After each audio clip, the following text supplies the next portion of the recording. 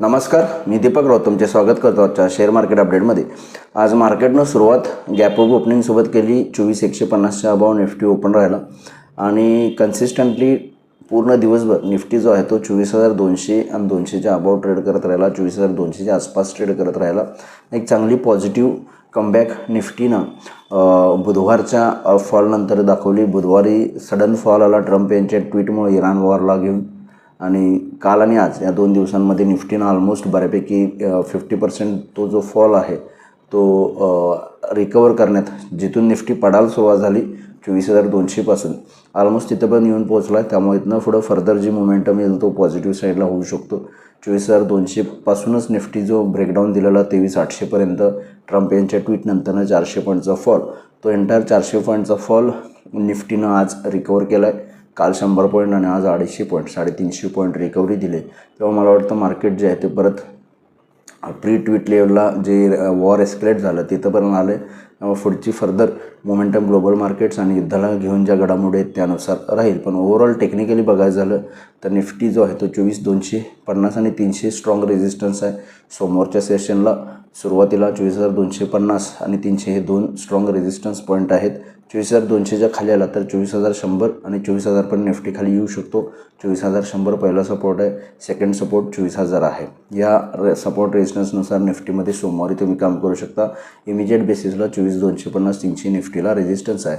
24,300 cross केला तर further upward momentum येऊ शकतो।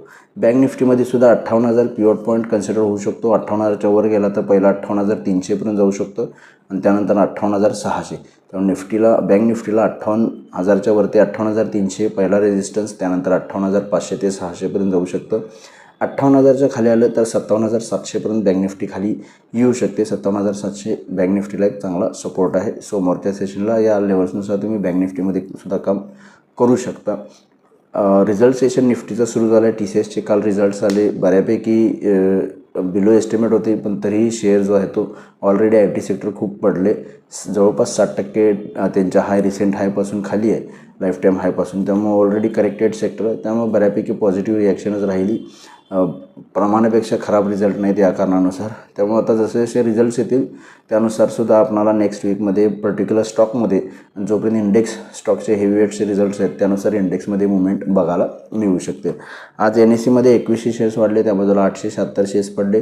निफ्टीमध्ये 42 शेअर्स वाढले, त्या बाजूला 6 शेअरमध्ये पडझड आहे। वाढणाऱ्या सेक्टरची संख्या जी आहे ते शेअर्सची संख्या जास्त आहे। आणि सेक्टर इंडिसाइजेसमध्ये सुद्धा आज FMCG सेक्टरमध्ये किरकोळ दबाव राहिला।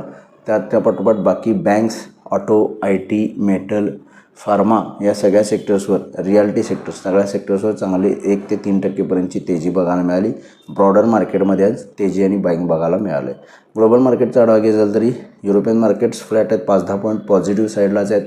डाव फ्युचर्स 100-150 पॉईंट पॉझिटिव्ह आहे। त्यामुळे ओव्हरऑल ग्लोबल क्यूजसुद्धा परवाच्या युद्धाच्या संकेतानंतरनं रिकवर दिसत आहेत। युद्ध पहिल्यासारखं मोठ्या प्रमाणात एस्केलेट होईल असं वाटत नाही, पण स्ट्रेट ऑफ हॉर्मुझला घेऊन थोडीशी काळजी तर निश्चितच आहे मार्केटला, की परत पुन्हा बंद होते का, कारण तिथंसुद्धा वाहतूक थोडी स्लो डाऊन आहे। त्यामुळे ओव्हर द वीकेंड मार्केटची नजर युद्धावर असेल, युद्धाच्या घडामोडीवर असेल US आणि इराणच्या, आणि त्यानुसारच सोमवारी मार्केटची ओपनिंग असेल। तर बघूया मार्केट सोमवारी कशा पद्धतीने बिहेव होते। माझा व्हिडिओ ऐकला त्याबद्दल धन्यवाद। माझा व्हिडिओ जास्तीत लाईक करा, शेअर करा, माझ्या चॅनल सबस्क्राईब करून डेली अपडेटसाठी बेल आयकॉनला क्लिक करा। धन्यवाद।